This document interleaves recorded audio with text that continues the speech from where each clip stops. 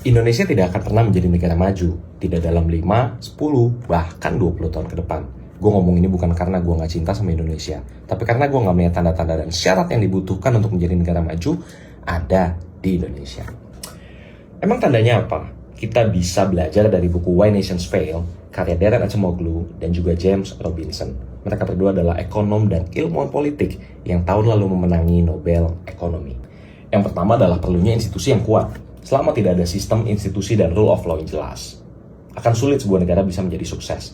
Ini sesederhana menjunjung tinggi aturan dan hukum yang berlaku. Kalau ada aturan, kalau ada hukum, ya dijalani.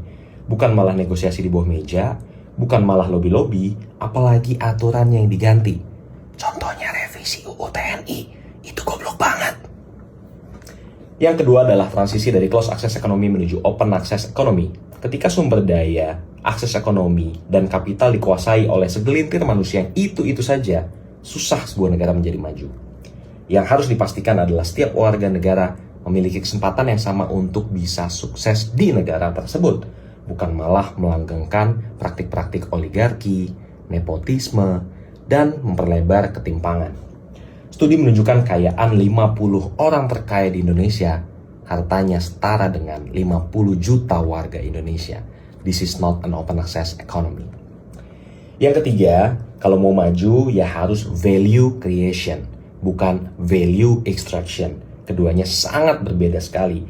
Kita harus meninggalkan ketergantungan dari industri-industri ekstraktif, stop ngasih tarif mahal ke investor luar negeri, apalagi bikin pungutan gak masuk akal ke warga negaranya sendiri.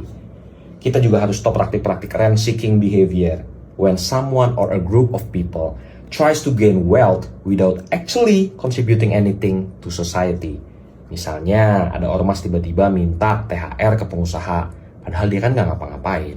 Atau ada pejabat bangsat yang minta komisi, minta suap, dan lain sebagainya, padahal ya mereka gak ngapa-ngapain. Selama 3 hal ini tidak dikerjakan, Indonesia Emas hanyalah omon-omon. Dan Indonesia tidak akan pernah menjadi negara maju.